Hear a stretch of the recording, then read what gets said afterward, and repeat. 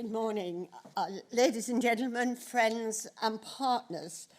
My name is Carol Black and I have the great privilege of chairing the British Library Board. I'm really delighted to welcome you to the British Library today for the first session of the first day of JLF, the Jaipur Literary Festival London edition. This year marks, as we've heard, the 10th anniversary of JLF in London, but as you've also heard, it's our birthday. We are 50 years old. That may seem very young when you think about the age of the books in our collection, but it was the Act of 1972 that founded the library, and we came into existence in 1973, so we're 50 years old. 2 weeks ago, we started our birthday celebration with the launch of our new strategy, Knowledge Matters.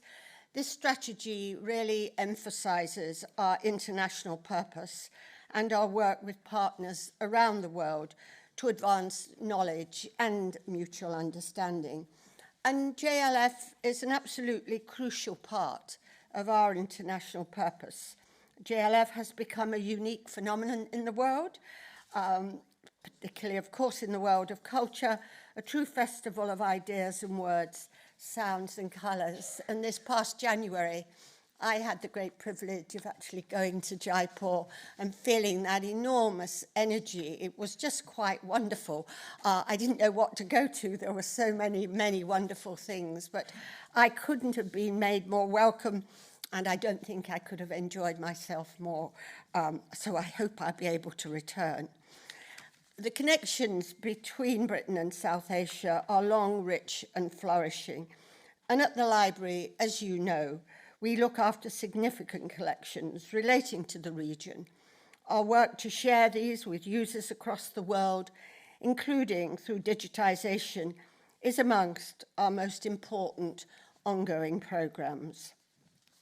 I would like to congratulate Namita Gokhale and William Dalrymple for their absolutely exceptional program. It's full of brilliant writers and enticing themes. I would like to thank Sanjoy Roy, Managing Director of Teams Works Art, the producer of JLF, and all his tremendous dedication, and the talented team for bringing this event to our library, and also for the numerous other supporters and partners for everything they do and have done to make this possible. We would like to think we organised the weather, but I can't tell you that, but we're absolutely delighted about it. In particular, I want to acknowledge how delighted we are that JLF London has been supported by the Kusuma Trust, who have been a generous supporter of the library for a few years now. So I hope you're all going to have an absolutely wonderful time at JLF, at the BL, and I hope you enjoy all the sessions over the next 2 days, starting, of course, with Agatha Christie. Thank you.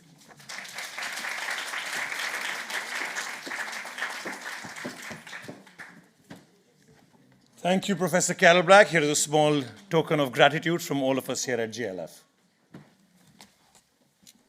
Just to again reiterate that this is the 50th year of the library, and thank you, Dame Carol Black, and all your colleagues here for being such wonderful partners over the last 7 years. We really value our relationship, and looking at the kinds of crowds that we've got, it's something that we are here to stay for a while, and we hope that we'll be back again at least till the 15th or 20th edition. Thank you all so much. Ankur, back to you. Thank you, and now we welcome you to our first session this morning, Agatha Christie, Murder, She Wrote. Vishal Bhardwaj, Jan Carson, and Victoria Dowd in conversation with Vaseem Khan, presented by Hawthornden Foundation. Agatha Christie, the Queen of Crime, is the most read writer since Shakespeare.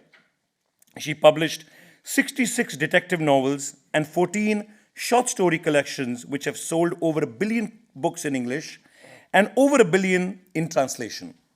Her intuition, empathy, and intellect have endeared her to a global readership across cultures, continents, and generations. A diverse panel discusses her life and legacy. award-winning film director, screenwriter, and producer Vishal Bhardwaj, known widely for his adaptation of the Shakespeare trilogy in Bollywood, is currently developing a series based on Christie's The Sittaford mystery in India. Author of works like The Raptures and The Firestarters, Jan Carson has taken deep inspiration from Christie's work. Victoria Dowd is a crime writer and author of the best-selling Smart Woman's Mystery series, in conversation with author and fellow Christie enthusiast Vaseem Khan. Vishal Bhardwaj is an Indian film director, writer, composer, and producer, most known for his Shakespearean trilogy adaptations, Maqbool, Macbeth, Omkara, Othello, and Haider, Hamlet. He has received 3 international awards and 8 National Film Awards for his work, and began his stage career in 2014 by directing A Flowering Tree, which was premiered in Paris. Ladies and gentlemen, please welcome Vishal Bhardwaj. Good morning.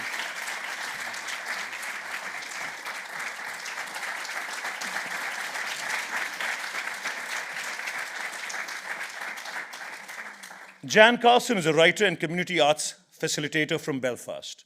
She's published 3 novels, 2 short story collections, and 2 microfiction collections.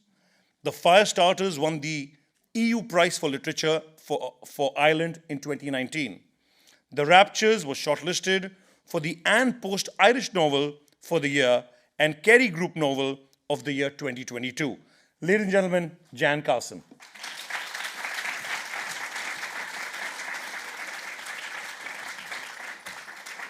Victoria Dowd is the best-selling award-winning author whose debut novel, The Smart Woman's Guide to Murder, won the People's Book Prize 2021 and was in search of the Classic Mystery Novels Book of the Year. She was also awarded the Gothic Fiction Prize. Ladies and gentlemen, Victoria Dowd.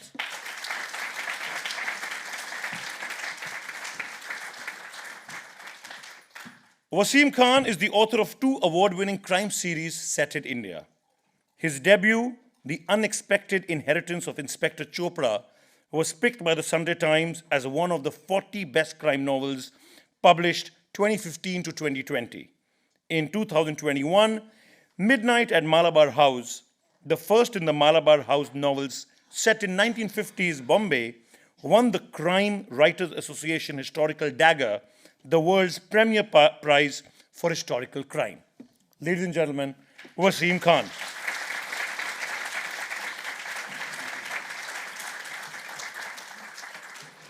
Over to you, Vaseem. We hope you enjoy the session.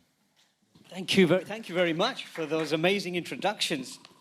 So, ladies and gentlemen, welcome to what is going to be a truly intriguing panel, not simply because we are talking about the doyenne of crime writers, Agatha Christie, or Auntie G, as she's sometimes called in India, but because we do have a truly eclectic panel to dissect and interrogate Agatha's legacy. And you've heard their amazing introductions. The session for this, the title for this session is called Agatha Christie, Murder, She Wrote. Now, for me, that's quite a provocative title. For those of you who know your crime fiction, you'll know that Murder, She Wrote was the title of a very long-running TV series starring Angela Lansbury, who I'm pretty sure is currently spinning in her grave at the appropriation of her show's title. But as they say, there's no such thing as a new idea in fiction. Or is there? One of the things that we will no doubt touch upon is Christie's flair for innovation. Now, the starting point for this, I suppose, is to ask each of you about your initial contact with Agatha. And I don't mean a seance, I mean your actual first contact. So shall we start with you, Vishal? I remember, as a kid, everyone would remember as a kid, So, there was a film made, of course, without the official rights. And we have, Leo D'Souza sitting here, the head of legal for ACL. So, she's not smiling. So, a film was made with the name called Gumnaam, and people must have seen. It was made on, there were none, and there were none. And I watched that, and it was a black and white film in India. And And, of course, I was blown away with the film. And later then I came to know that it's an unofficial adaptation of And There Were None. And that's how, I was introduced to Christie and then started reading. And then later I realized, her style was also adapted by the, by the local writers and that kind of settings. And so this was my first encounter with Christie's work. Well, thank you. I should say about Vishal, I mean, I grew up in the UK, but I lived in India for a decade and before coming back to the UK. And when I saw your adaptations, because we grew up really closely with Shakespeare in our schools here, and when I saw your adaptations, I thought this is amazing. Somebody has done something different in Bollywood. And you are a bit of a polymath. Apparently, you're not just a film director, but you're a singer, a composer, a poet, and apparently, like Tom Cruise, you do all the stunts in your films. And later, you'll be riding a motorcycle off of London Bridge into the Thames. But your reputation is that you are, what I would like to say, is a high priest of realism in Indian cinema. You bring reality to the things that you screen. And apparently, you once filmed a scene of an Indian mother-in-law castigating her son-in-law for his many shortcomings, and the scene lasted 72 hours. Jan. So I have a slightly different background. I grew up in Northern Ireland in a wee town called Ballymena in the 1980s in the middle of the Troubles. And I grew up in a very strict Presbyterian household. So we didn't have cinema in our house. It was banned, no drink, no dancing. But my mother used to do a really dangerous thing on a Wednesday night. She would go to get the groceries from Stewart's supermarket. And in Ballymena in 1988, Stewart's supermarket was right beside the library. And you could leave your child for an hour unattended in the 1980s and they'd still be there. So by 1988, I had read everything in the children's section in Ballymena Library, including, and I'm still a bit scarred by this, somebody had filed the Rachel papers by Martin Amis in the children's section. That was a bit of an eye-opener at 7. And I went at that point to the librarian and said, I've read everything in the kids section, where should I go now? And she said, come here, I'm going to introduce you to somebody. And she took me to crime fiction, and I think it was Death in the Clouds was my first Agatha Christie. And I just was bowled over. It took me to somewhere else in my head. I wasn't in Northern Ireland in 1988. I was terrified in a different way from how we were usually terrified in Northern Ireland back then. And it took me a long time. I didn't start writing till I was 25. But that first wee seed of how do you do this with words? How do you make someone terrified and then laughing the next minute and completely believing these plots and distrusting everyone? How do you do that? So I've been a lifelong Agatha devotee since then. I have one follow-up question for you, because in your profile, it says that you've published a couple of collections of microfiction. So what exactly do we mean by microfiction? And is Marvel's The Ant-Man involved in any way? No. Although I might tell him I have a 15-year-old nephew and I'd pretend to be a Marvel fan just to get his, make him think I'm cool for a change. I write what I call postcard stories, which are literally little stories on the back of postcards. I started them in 2015 because I had writer's block, and I challenged myself to write one each day for a year and send them to people. So I told 365 friends to expect a story in the post. And yes, I do have 365 friends. And at the end of the year, it had just made me see stories everywhere. So I continued doing that. I now do them when I'm traveling. So at the minute, I'm working on my third collection, which is little postcard stories from hotels about weird things that happen in hotels. And obviously, Christie has a whole subgenre of murders in hotels. And I regularly turn up at hotels and say, look, if a body turns up, I'm in room whatever. Just come and let me know. I haven't had any success with that so far. Victoria? Well, mine came mostly out of boredom, I think, finding Agatha Christie, because I grew up in Sheffield in the 80s. And for those of you not familiar with Yorkshire in the 80s, it just rained all of the time. And we didn't have the internet, there were no mobile phones.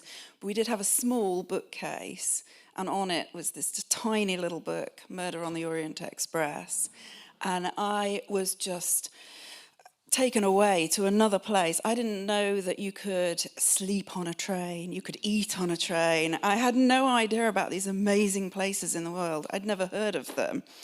And I just devoured this. I thought it was the most extraordinary, glamorous, beautiful thing I'd ever read. I went to the library and I thought, maybe this lady has written a few more books. And I said, has this lady written anything else? And like, reams of it. So that kept me busy for quite a while. But yeah, Murder on the Orient Express was my first. And what you may not know about Victoria is that she is a barrister. So she's a lawyer, and she's known for her humor in court. She loves lawyer jokes.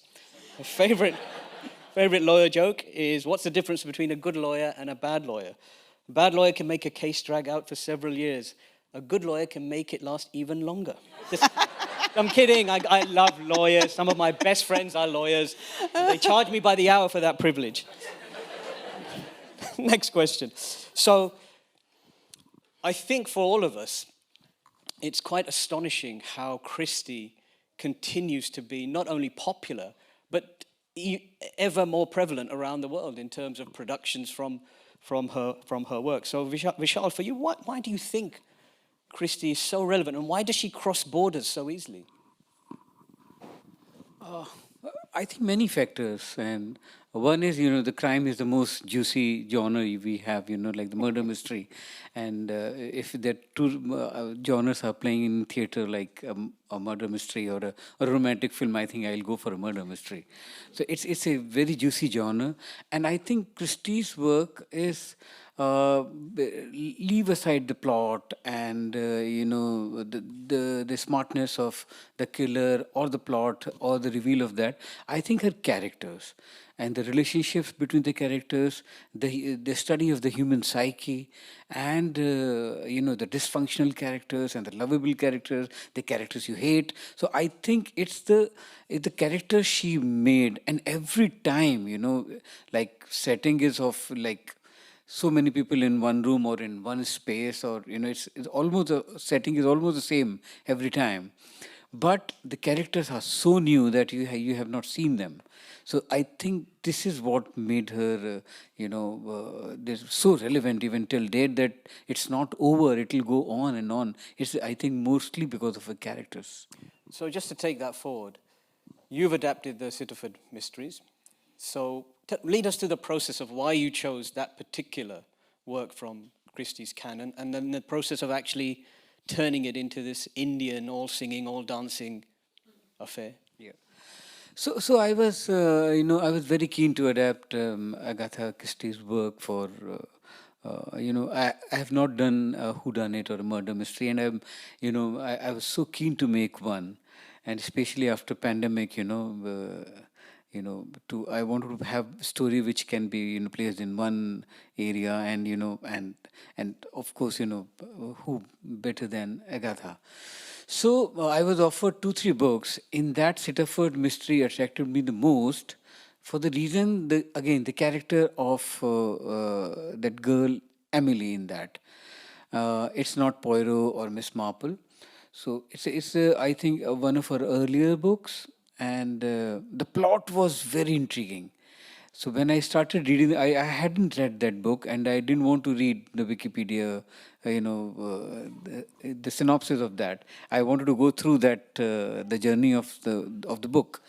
So the plot was so intriguing, and I could never think that this person could be the murderer, or this is the process, or this is the way the murder happened. But in that, I think the payoff was not good for me for the killer. But the character of that girl, the simple plot is that a young boy is, arrested for the murder of a person, and all the evidences and everything, points out that no one else could have done it. This young boy has done it. And his girlfriend, she lives in some other town, she arrives, and she's totally convinced that my boyfriend or my fiancé could never kill. He can't kill a fly. How can he, murder a brigadier or something like that? So her conviction, and through in that journey, you know, it's the making of a detective for me, and I wonder why you know, Christie didn't take that character forward. So it's a full arc of the making of a detective, and that's what attracted me the most. That I can, you know, take this character forward. If you know, if they become popular, then I can take this character. I can make the franchise of this character, and it was a lovable character. You love her. Yeah. Juicy, lovable, not words you normally hear about murder and... Jan, just to expand that question a little bit. Now, you have a very close relationship with Christie's works because, as you will explain to us, you spent a lot of time recently reading them. Yeah, so I had already decided in 2020 that it was the centenary, and that I would read all 66 of the crime fiction novels in 1 year in chronological order. I am a massive reader. I read 300 books a year, so it wasn't an enormous ask. I didn't know the pandemic was going to happen, and I didn't know how comforting this experience would be to go back to an old friend during a period of my life and everyone's lives where everything in the world felt so much up in the air. And I think there's something about Christie's work which is both deeply unsettling because, you know, as Michelle just pointed out, she goes to some of the darkest places in human nature. You know, she's not afraid to have children as murderers. She's not afraid to have really, really horrific crimes in her novels. But there's also this sense of justice that runs like a theme through Christie. And you see it very clearly in books like And Then There Were None, where the justice system has let everyone down. And Christie comes back and fixes it in her own clever way. And I loved that. I loved the world has gone to hell in a handbasket, and I can disappear into this novel for an hour and a half or 3 hours. And by the end of it, everything will be set to right. The bad people will have been punished. And we can go back to kind of normal. And I find that really, really settling. And that concept of justice, I guess that's one of the reasons why it's so appealing, because all countries, all cultures, even if they don't approach justice in the same way, understand the need for it. Yeah, I think so. And just to build on that, I think, you know, aside from Christie's work, the novels and the plays and the short stories she produced as a person, she's an incredibly interesting, inspiring character. And I think she often gets overlooked as just a crime fiction writer or just a woman writer or just a writer of that period. She was a feisty woman. And I really got drawn back to Christie as a person during that year. I read a lot of biographies. The complexity of her mind is fascinating. If you read John Curran's notebooks, which trace the notes she took for her novels over years, you can see how she was plotting things out over decades. You can also see how she stood up for herself in a very male-dominated world. You know, crime fiction and writing in general, back when she began writing, was completely dominated by big white male writers. And I love the story of Christie on one of her early trips with her first husband, is widely thought to have been one of the first Western women to stand up on a surfboard. And I think there's a metaphor there for who she was. She just quietly and determinedly got on with rewriting a whole genre of fiction. And we shouldn't ever overlook that. No, absolutely not. I think, you know, if Christie were reincarnated, I mean, this is a sort of India India-themed place, I think I'd have a good chance. Well, because she didn't smoke, and I don't smoke. She had a morbid fear of poverty and being poor, and she used to write in the bath, and I often find myself... Do you like to drink a pint of cream, though? No. Because that was her favourite tipple, apparently. Damn it. Victoria. That's just your excuse for going missing for a few days, isn't it? I think for me, the reason she transcends many other authors is because the plots. And a lot of her books are quite stripped back. There's not a huge amount of description. Some of the characters are very loosely drawn. But the actual plot itself is so fiendish. It's kind of, she sets this puzzle and she's saying to you, here is the problem. are you going to be able to solve it before I tell you what the answer is? And it gets everybody guessing, everybody intrigued, no matter where they are in the world, no matter where they are in their life at that particular point. It takes you out of yourself. She was a huge fan of crossword puzzles and very, very good at them. And she had that kind of mind where each tiny segment is there and you miss it, that's it, you've got no chance at all. So I think, for me, it's the actual plots that stand out. I completely agree with you. So my first encounter with Agatha Christie was the David Suchet series of Poirot. And I remember this because I was young then, and I used to watch it at home with my family. Specifically, my dad used to love watching it with me. And he would love this series, and it would always astonish me because his English wasn't very, very good. So I did wonder what he was getting from it. But halfway through every episode, he used to point at the screen, and he said, "That's the killer." And he was always right. And here was me going to the London School of Economics thinking I'm fancy, I'm hot shit and this and that. And he managed to get it right, and I didn't even know how he was even understanding what was going on. But there was something about Christie that just translated, and especially David Suchet's amazing incarnation of those novels. Let's move us on a little bit then. So let's talk about, because we have a film director here with us. If we were to cast you guys as one of Christie's characters, who would you pick? So you've got a whole canon to pick from here. And gender doesn't matter, right? So you can pick whoever you like. Of course, I'll play Poirot. Well, my dad would have liked you then. You have to explain why Poirot. Again, the character of Poirot, what should I say about Poirot's character? Of course, if you ask me, any actor, the actor will give their right and left hand to play Poirot.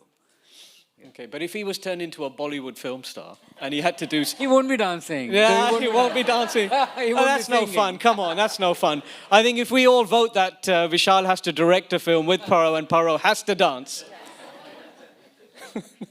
Jan? I feel like I might be stealing Victoria's here, but I would be Christie. In a number of her Poirot novels has a character called Ariadne Oliver, who is a kind of invented lady crime fiction writer who kind of bumbles along beside Poirot, and she used Ariadne Oliver to pin down a lot of her own frustrations with being stereotyped as a female crime fiction writer. And I kind of love Ariadne Oliver because she sort of bumbles along and often throws up. There's a moment where Poirot was often like, you have said the thing that has made everything fall into place, but you don't really know what you're doing. And I feel that might be a metaphor for my own writing. I was saying last night to friends, when you write a book, you've not a baldy notion what you're doing. You're just telling a story. And then afterwards, these academics come along and they tell you all the incredibly clever, sophisticated things you've done. And you say, yeah, that's what I was intending to do. And I feel that's Ariadne Oliver in a kind of nutshell. What a great name, too. Yeah. Yeah, it was going to be Ariadne Oliver. I've even written it down. And you can be her too. We can be double act. So my husband was saying, you've got to be Ariadne Oliver. There's a lady on the panel. She's going for that. So I've got a backup one, and I go for Frankie in Why Didn't They Ask Evans? Because she is so feisty. But she does the most extraordinary things. To get into somebody's house, she goes, I know what we'll do. I'll take my expensive car and just crash it into the house. and she just goes at it. Rather than being the thoughtful character who's working it all out in their mind and all the grey cells, this particular character and she only appears once in the books. It's like Emily, why doesn't she reappear ever? She's marvellous. And she just goes at this. No, it's fine, we can find out about how this person got murdered by really vicious, difficult people, we'll just get into their house. Do you not think she's a version of Tuppence in Tommy and Tuppence? She is a 'Cause little I bit, always think yeah. the two of She them. is very similar. The young adventurers. Yeah. And I love all those stories. Agatha herself was, as you pointed out, a young adventurer, right? So a lot of that translates into the characters that she's created. And also, so I'm going to jump on that, Yeah, because yeah. she was a not so young adventurer too, and I think that's really important. I think it's incredible to see a woman in older age and actually quite elderly. She was still traveling until quite late, and she was still writing incredibly well beyond when a lot of people hang up their pen. And a single mum as well. Yeah. A lot of it, why she was writing so many books all of the time, at the beginning particularly, just to make money. You know, she had to survive. Well, let's start tying some of our fiction to Agatha Christie and our work, in your case, Vishal, because Agatha is not just read by millions upon millions of people around the world, but she's a huge inspiration and remains so for crime writers. And we've currently, over the last decade, seen a massive resurgence in what is called, in different places, it's called traditional crime, golden age crime, historical crime, sometimes even cozy crime it crosses over into. And partly that's because of the warm response of readers, but also because writers continue to feel that they can learn from Christie's canon and they can use that in their own work. So let's start with you, Jan. So it's not very obvious how Christie has impacted my work. I'm a magical realist, so I don't write crime at all. There are little elements of kind of whodunits in quite a few of my novels. I have a young sleuth in The Last Resort, my book set in a caravan park, who's trying to work out why things have been stolen and who's stealing them, and she models herself on Poirot. And this is my most recent novel, The Raptures, which I'll be talking about this afternoon, and there is a bit of a whodunit in it. I think I'm more drawn to Agatha Christie in terms of how she destabilises our ideas about what's real. I need to unpick this a wee bit. Magical realism is set in the real world, and then strange things happen. So it's all about playing with the reader's assumption of what are the norms of reality. You know, can people float? Can animals talk? Can people come back from the dead? Yes, they can in my books. Agatha Christie does that too in a weird way. You know, when she gets all of those people in the billiards room or in the library at the end of her books or in the carriage at the end of Murder on the Orient Express, and she goes round and she says, you seem like a very nice elderly lady, but you had the ability to stab this man, and you could have, and you seem like a nice butler, but we know that you've actually been blackmailing this person. It's all about destabilising what we know about people and our assumptions, and she does that masterfully. And I think, you know, if you look across particularly the history of TV crime in the last 2 decades, people have been stealing her model for that over and over and over again. Broadchurch is a brilliant series, but Broadchurch is basically each episode, they take one character and they tell you how they could have done the murder, why they would have done the murder, and then at the end, why they didn't do it. That's what Agatha Christie does in the billiards room at the end of most novels. So I think that destabilising our sense of reality and what we trust has really served me well in my books. Fantastic. Victoria. Well, obviously mine are the sort of classic whodunits, my books. So I take a lot from Agatha Christie and was enormously influenced by her with setting, with the techniques that she uses as well. So she often uses, in my book, I use the supernatural a lot to disguise what is going on. She uses that to great effect in many books. So, for instance, in something like The Pale Horse, you are believing that 3 old ladies in a village are witches who are making curses that happen and people die. And all the while, what's actually happening is over here. And she's basically like a conjurer. She's showing you this great magic trick, and it's all mist and mirrors, and is this a witch? Is it a curse? So, for instance, there's a fantastic short story, The Adventures of the Egyptian Tomb. And they open this tomb, it's like Tutankhamun's tomb, similar, and which would have been, you know, obviously forefront in people's minds then. And each person dies from this terrible curse. But actually what you're not looking at is you've been told, basically, right at the very beginning, why this person is killing for money, something very simple. Of course people aren't dying because of a curse. But I love how she uses misdirection all of the time, like a magician, and I try to use that a little in my books. Brilliant. Now, Vishal, so you don't write fiction, but of course you're inspired not just by Christie, but by Shakespeare before her. So the question I have for you is, how difficult did you find it to convince these massive A-list Bollywood actors to act in a different way, firstly with your Shakespeare trilogy, but now with the Christie series? Yeah, in Shakespeare trilogy, the first film when I made, so all those, the great ensemble of the great actors, but they were not stars, but they are all great actors. They were stars to us. Yeah, and to me as well. But to raise the finance was a big problem for me to make that film. And I remember, when I was taking my script to various studios, I was told that, take off Shakespeare's name from your script because nobody will give you finance. They will think it's some kind of, literary work which won't have any entertainment. And nobody knew that what is being offered. So later, then film became what, it became a very successful film and regarded. Then it was very easy for me to, cast these stars.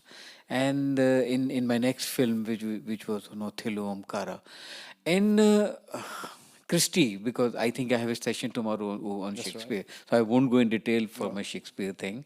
But for Christie, again, I wrote this as a film, to be very honest. And I wanted to cast a new girl for the character of Emily, which in my case, her name is Charlie Chopra. So she's Detective Charlie Chopra. She becomes by the end of the series. So I wanted to cast a new girl, and everybody was pushing me to cast a star or a known face, and I wanted to create. I didn't want anyone to have an image of this actor or a character, combined together.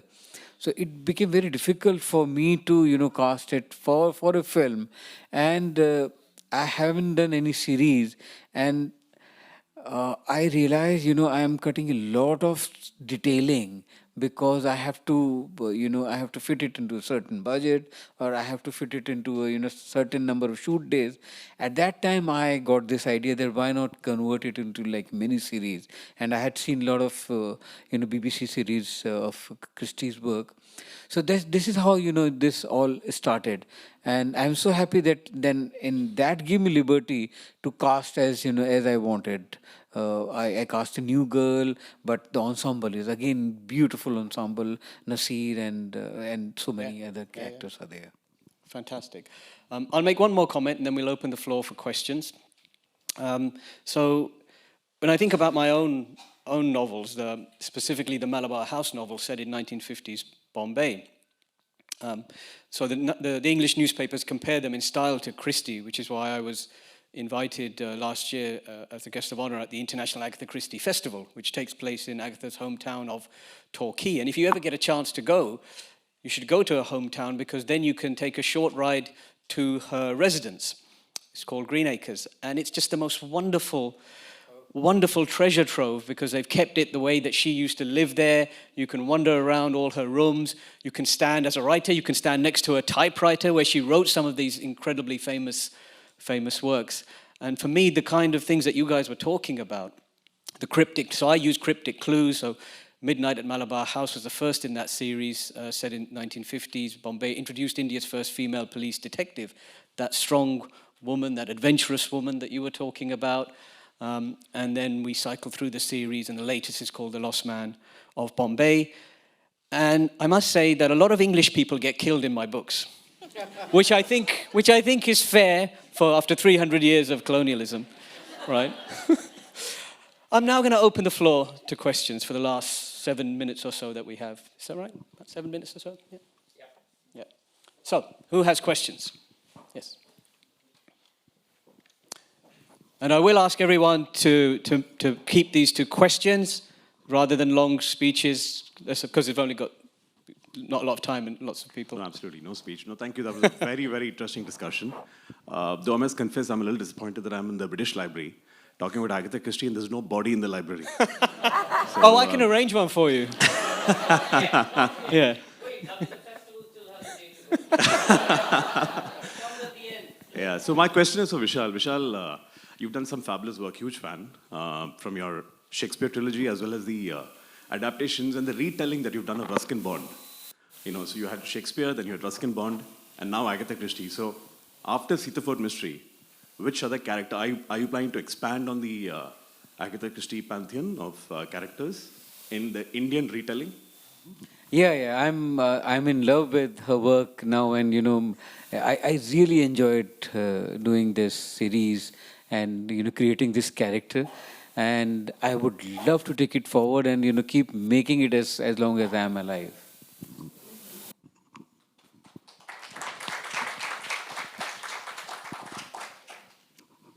Right. Yeah,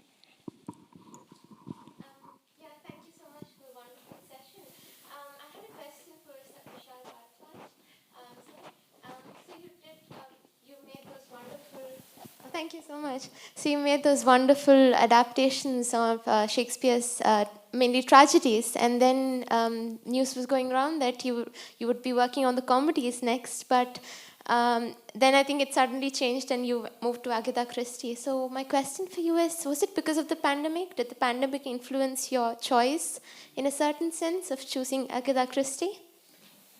Not really, it brought me back because a moment came in everyone's life, in all of us, that we thought that the world is not going back to normal ever again, and we'll be living in our room, our houses, or maximum we'll go to us out of in our societies, or it's not going to be normal ever again. So in those days, I started thinking, what can I make, because I was feeling so frustrated that what can I make, just a film in a room. So that's where my love for Christie came back.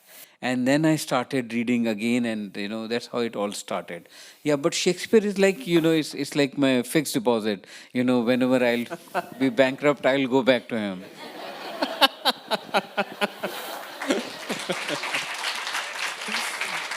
Right. Any more questions? Come. Right here. Oh. Where are we looking? So to each of the panelists, what is your favorite Agatha Christie novel and why? Just very briefly. Jan, let's start with you. I'm going to steal it, and then it's not fair on everyone else. And then there were none. I mean, Christie said of it, I'm the person who's most proud of this novel because I know how hard it was to write. And I, as a writer, looking at it, I can see how hard it was to write. It's such a complex plot. And it is the creepiest thing on the planet. So yeah, for me it's And Then There Were None because of that. Well, it was going to be And Then There Were I'd have to go for Murder on the Orient Express because it was my first one, and also I didn't see it coming at all, and it's groundbreaking, absolutely groundbreaking. And she was the first to do something like that. Obviously, it's been copied many times. You can give the ending away. I'm pretty sure everybody knows what the ending is. Never. No spoilers. Can I say the body in the library might be Victoria stabbing me backstage for stealing all her answers? Actually, I was going to say And There Were None, but I can give you another book, which is a rare one. I read it very late, and I haven't read her all. I don't remember, but Death Comes at the End, which has not even been made into any film or any series. I really like that.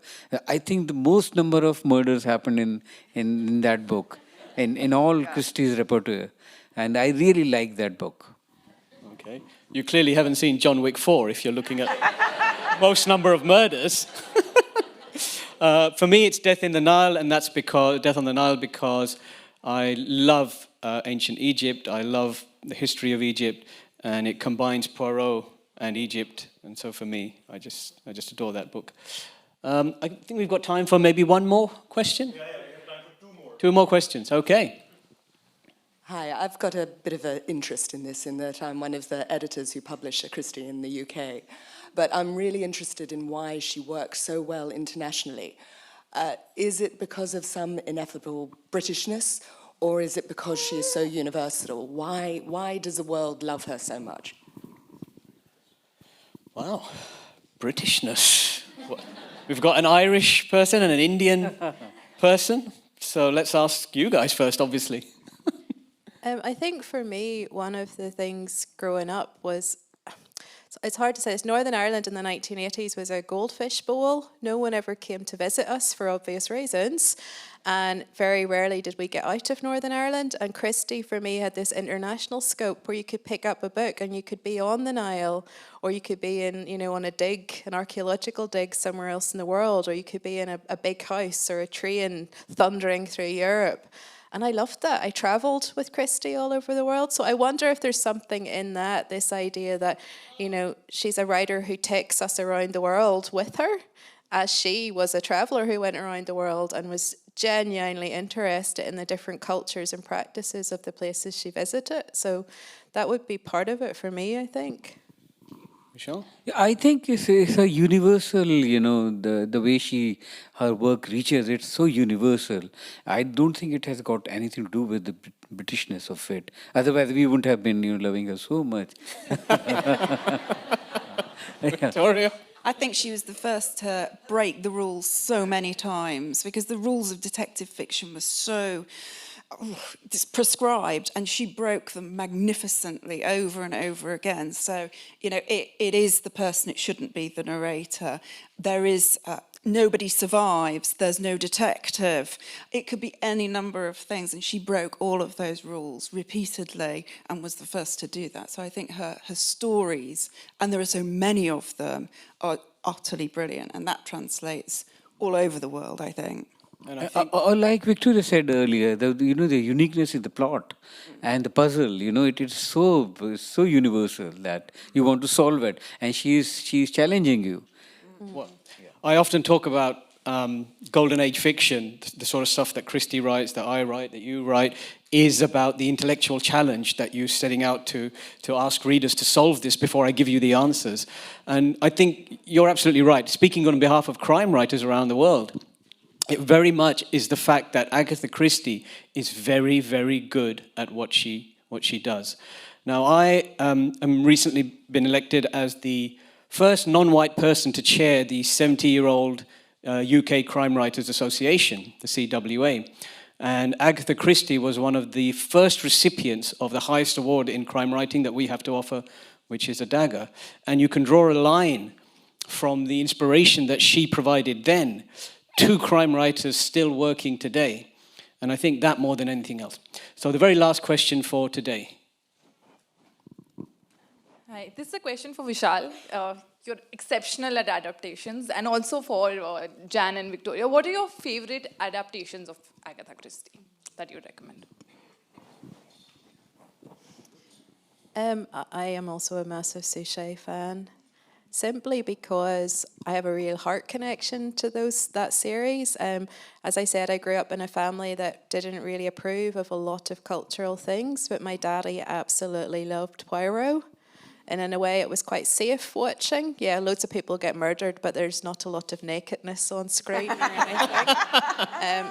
So I have a real heart connection to those. And my daddy passed away 18 months ago. And what I did the night of his funeral was I watched a Poirot.